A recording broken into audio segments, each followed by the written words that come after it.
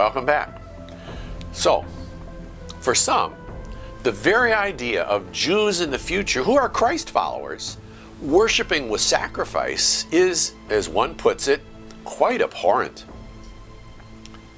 And the reason they argue it's so abhorrent is the assumption that these sacrifices Ezekiel sees being offered in the future, and I quote, must be expiatory in exactly the same way as the sacrifices in Leviticus were expiatory.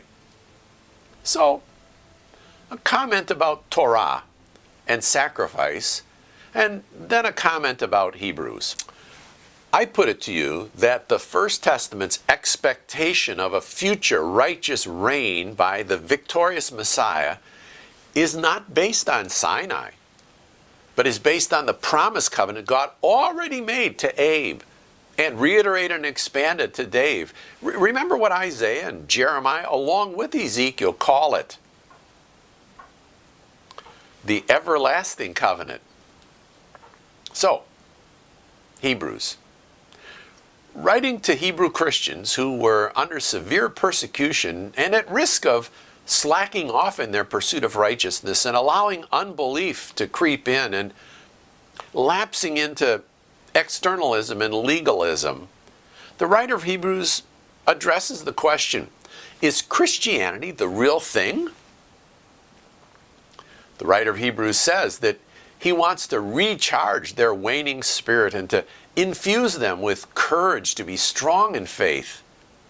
Now, Hebrews 9:26 states that Christ the Messiah entered once for all, demonstrating the efficacy of his one single sacrifice, which never needs to be repeated in order to atone and cancel the sin question forever for those who believe.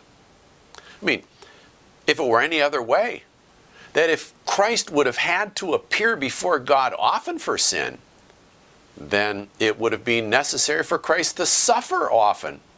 Not just since Calvary, but since the foundation of the world. But no, the writer of Hebrews argues, in the fullness of time, God sent forth his Son.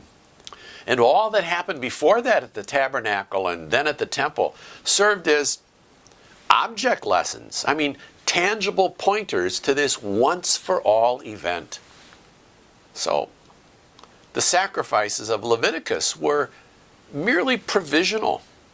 They were symbolic. They were typical.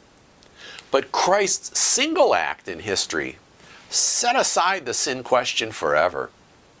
His work was definite, complete, nothing left to be added. Now, it can't be denied that the writer of Hebrews comes to the conclusion that the sacrifices were cosmicon, as he puts it, worldly, not efficacious in their own right. But with that, the law and the prophets agree. At Calvary, the Messiah effected the paramount sacrifice toward which all the others pointed forward, and to which our reenactment with the bread and the cup point backward. So, this is no new doctrine. The writer of Hebrews is expounding on the doctrine that had been developing throughout the First Testament.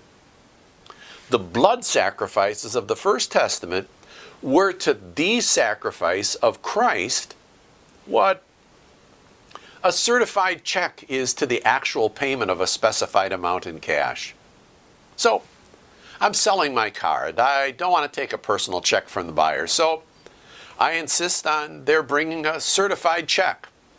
So what's the value of that piece of paper? The value of that piece of paper, that certified check, depends entirely on an event. Namely, the buyer has deposited that amount in the bank. That's what the bank is certifying. So, backed by real money in the bank, I can take that certified check to my bank and it's honored as if it were cash. Well, without the ultimate sacrifice for sin, the rituals taught in the First Testament would be as empty and meaningless as a check drawn on insufficient funds. See, the sacrifice of Christ is obviously superior because it's the actual, eternal, all-sufficient payment toward which David's checks were drawn in faith. It doesn't make any difference when, chronologically, the believer expresses his or her faith in the actual event. For David, it was prospective. For you and me, it's retrospective. The writer of Hebrews agrees with Jeremiah that the covenant renewal that God begins at the cross and resurrection will culminate in the second advent, that great and awesome day of the Lord. So, if Ezekiel's not just blowing bubbles, and there will be a temple with worship taking place, and both the temple and the worship is distinct from Mosaic worship and the tabernacle and temple, yet similar in their symbolic significance, there seems to be no insurmountable problem to their being instituted in a millennial kingdom in commemoration of the one great all-sufficient atonement that was effected by Christ on Calvary. See, as surely as the old sacrifices were symbolic, so Ezekiel expects his to be. But since Calvary and Resurrection Day have taken place, and the victorious king is on the throne, the meaning of Ezekiel's sacrifice will have developed far beyond any rite practiced in the First Testament. You should check out Dan Block's masterful 2-volume commentary on Ezekiel in the Nikot series, and I think you'd enjoy his Jewish-Christian dialogical commentary with Jacob Milgram on Ezekiel 38 to 48. Remember, he's the Jewish scholar we consulted on the Levitical purity laws. I wish we had more time to spend on each of these books, but I pray you'll keep on digging into God's Word for your sake, for the sake of those to whom you'll minister, and most of all, for His glory. See you in a bit.